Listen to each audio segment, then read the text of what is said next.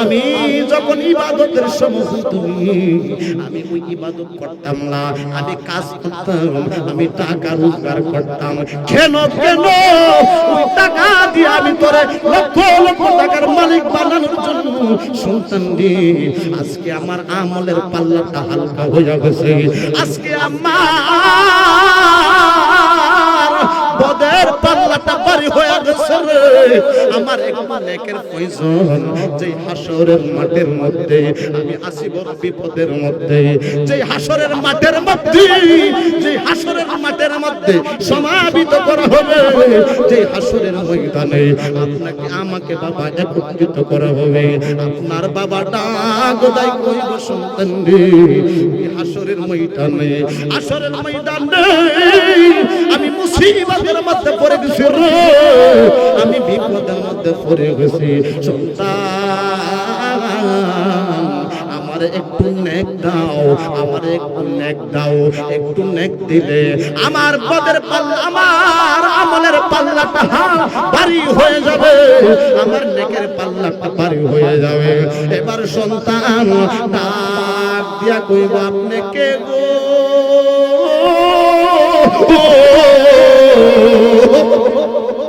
আপনি কে? আমি তো আপনার চিনি না, আপনি তো আপনারা তো আমি চিনি না। এবার যাইবেন আপনার স্ত্রীর কাছে, কে কইমা রহিমা গো, বাবা আবার মা বোনেরা কইব আমরার কথা কো পুরুষের কথা বলে না, বাবা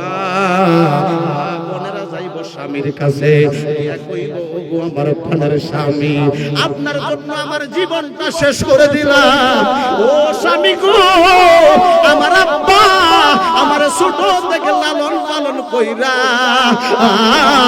আপনি একটা অপরিচিত মানুষের কাছে আমার তুইলা দিছে, আপনার কাছে আমার তুইলা দিছে। আপনার সংসারের জন্য আমি কত কষ্ট করলাম, আপনার বাড়ি ঘরের জন্য আমি কত কষ্ট করলাম। স্বামী ও স্বামী গো, আমার আমলের পাল্লাটা হালকা হয়ে গেছে, আমার নেকের পাল্লাটা হালকা হয়ে গেছে, একটু নেক দাও, একটু নেক দাও। এবার স্বামী ঠাট্টা কইব আপনি কে? আপনি কে? আমি তো তোমার চিনি। এ বাজন আসতে কোন আমি তো তোমার চিনি। আজকে দেখে যাই যুবকেরা মা বোনদেরকে অত্যাচার করে। ও যুবক, ও আমার মুরব্বী বাবারা গো, স্ত্রীদেরকে ভালোবাসবা, স্ত্রীদেরকে মহব্বত করবা। ও যুবক, আপনি একটা অপরিচিত পুরুষের কাছে, একটা ছেলের কাছে, মা বাবার কলিজার টুকটা একটা মেয়ে, ওই মেয়েটা আপনার কাছে বিবাহ দিয়েছে। মনে রাখবা এটা হলো তোমার কাছে আমানত। জোরে কোন কি আমানত? কারণ আমানতের কি আনত মুনাফিকের এক নম্বর আলামত। বাদান ঠিক না? ঠিক না? এই জন্য এই বিষয় আমার ওয়াজ না, কথাই কথাই বলে ও আমার মুরব্বী বাবারা, ও আমার পর্দানশীল মা বোনেরা, সালাতুন ইয়া রাসূলুল্লাহ আলাইকুম, সালামুন ইয়া হাবিবাল্লাহ আলাইকুম। বন্ধুরে আমার, ও আমার মুরব্বী বাবাজিরা, আপনি যাইবেন আপনার ছেলের কাছে, আপনার ছেলে আপনারে চিনবে না। সেই কবরে হাসরের ময়দানে আপনি ইয়া নাফসি ইয়া নাফসি বলবেন, যেই কবরে আপনার ছেলে আপনারে চিনবে না, আপনার ভাই আপনারে চিনবে না, ওই কবরে একজন চিনবে, তিনি হলো শাহে মদিনা। জোরে কন্যা আল্লাহু আকবার। কইবরে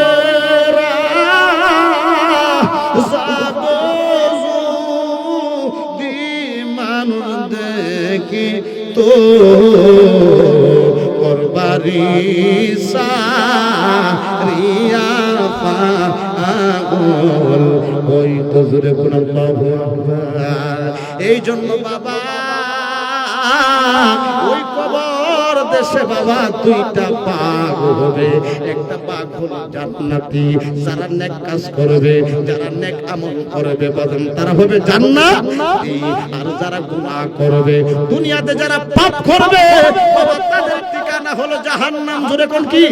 জাহান্নাম। ওই জাহান্নাম একটা না, জাহান্নাম দুইটা না বাবা, জাহান্নাম হলো 7টা। নাম্বার 1 হাবিয়া, লাজ্জা, তামা, সাইর, সাকার, জাহিম, জাহান্নাম। এই 7টা জাহান্নামের মধ্যে আব্বা কঠিন শাস্তি হবে। যেহেতু বাবা কবরের ওয়াজ, যেহেতু কবরের মধ্যে আসরের ময়দানে হিসাব নিকাশের পরে আসর মিজান ফুলসিরাতের পরে দুইটা ভাগ হবে বাবা। যারা নেক কাজ করবে, যারা আল্লাহ ওয়ালা হবে, ওই লোকদের ঠিকানা হলো জান্নাত। যারা গুনাহগার হবে, যারা পাপী হবে, যারা বদকার হবে তাদের ঠিকানা হলো জাহান্নাম। ওই জাহান্নাম হলো 7টা। ওই 7টা জাহান্নামের মধ্যে সবচেয়ে কঠিন আযাব হবে হাবিয়া। ওই হাবিয়া হলো মুনাফিকদের জন্য। ওই মুনাফিকদের জন্য আল্লাহ কোরআনে বলেন, ইন্নাল মুনাফিকিনা ফি দারকিল আসফালি মিনান নার। আল্লাহু আকবার।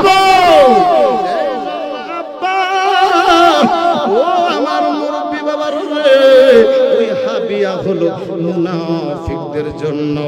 লজ্জা কার জন্য? লজ্জা হলো ইবলিসের জন্য।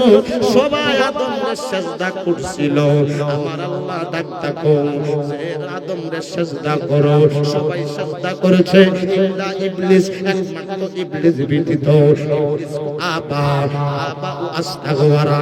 ইবলিস কো আমি হলো আগুনের তৈরি, আমি কেন আদমরে সিজদা করব? আদমরে সিজদা না করার কারণে, না করার কারণে বাবা ইবলিস কাফের অন্তর্ভুক্ত হয়ে গেছে। ইবলিস ডাকদা আল্লাহ, আমি তো তোমার ইবাদত করি, মানুষ বানানোর দরকার কেন? দরকার কেন? ফেরেশতারা বলে আমরা তো আপনার ইবাদত করি, আপনার মানুষ বানানোর দরকার কেন? আমার আল্লাহ বলে কানা ইন্দি আলামু আলা তাআলামু।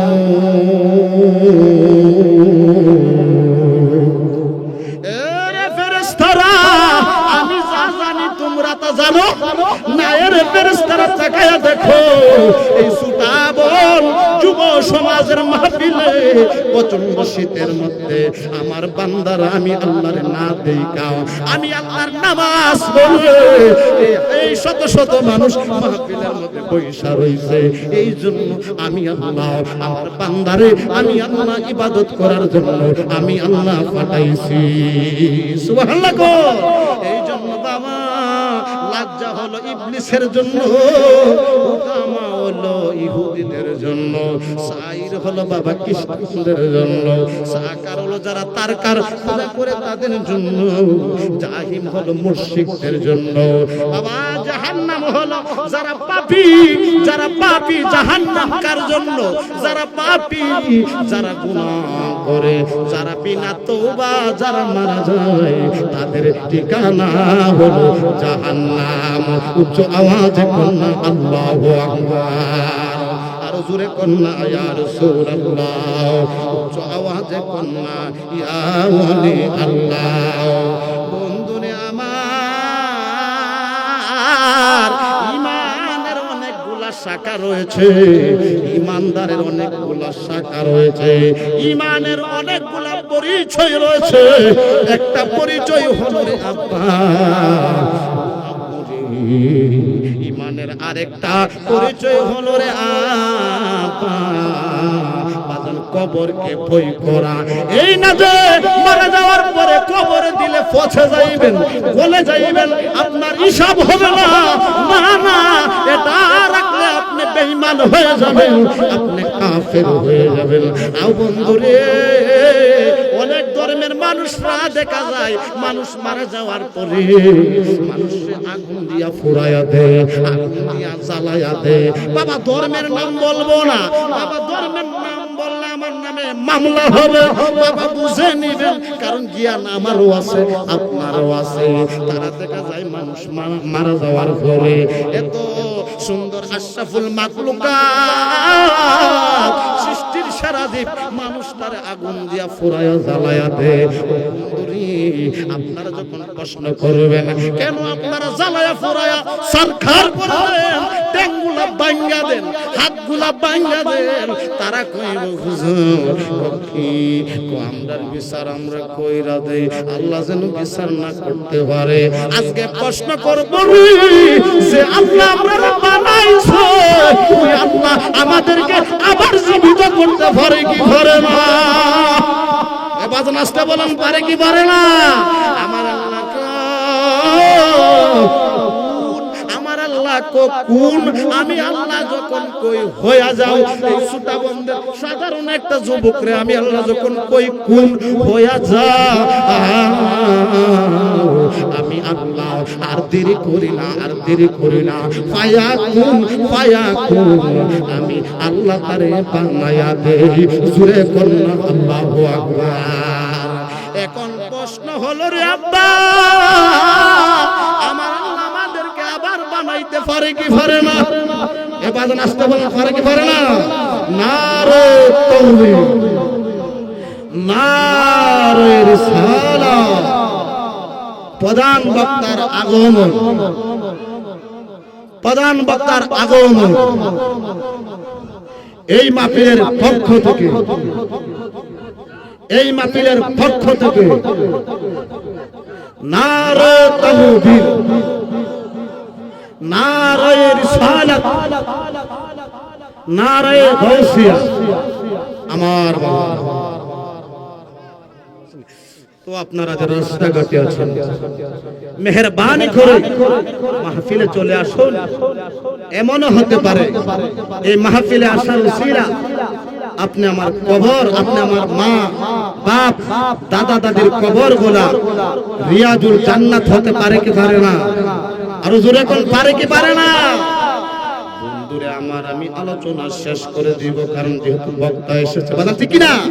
আব্বুজিরা বক্তারে বসায় রাইখা বাজান ওয়াজ করা যাবে? আজকে দেখা যায় বক্তারে বৈশা রাইখা অনেকে ওয়াজ করে। ও বন্ধুনি না না, বক্তা আসার পরে আর ওয়াজ চলবে?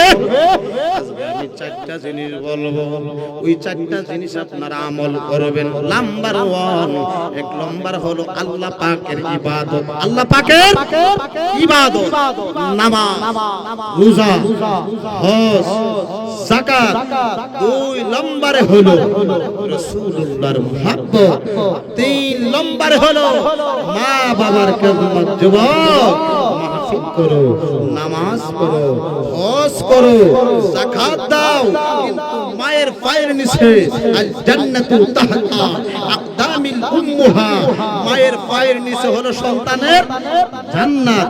3 নম্বরে মা বাবার খেদমত করবেন।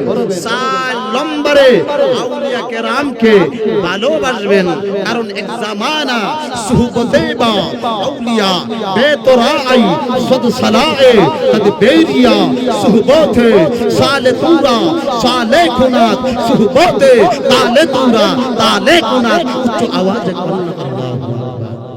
4 নম্বরে আউলিয়া কেরামের সুহবত রাখবেন। বিশেষ করে এই মাহফিল বাবা প্রত্যেক বছর আমরা সকলে চাই কি চাই না? এবারে আসতে বলেন আমরা ওই মাহফিলের মধ্যে আপনারা সময় দিয়ে, টাকা দিয়ে, পয়সা দিয়ে, শ্রম দিয়ে, বুদ্ধি দিয়ে সহযোগিতা করবেন। আমি যা আলোচনা করেছি আমার কথাই ভাষায় যদি আপনাদের মনে কোনো আঘাত গিয়ে থাকে, আল্লাহর রাস্তে আমাকে ক্ষমা করে দিবেন। আমার জন্য সকলে দোয়া করবেন, আমি আপনাদের জন্য দোয়া করব। আমার বন্ধু আশিকুর রহমান, আমার বন্ধু আশিকুর রহমান আশিক সাহেবের আপনারা সকলে দোয়া করবেন। আল্লাহ পাক যেন আমার ভাই সহ সকলকে জান্নাতের ময়দানে, হাসরের ময়দানে আমার আল্লাহ সকলকে একসাথে আমার আল্লাহ কবুল করে।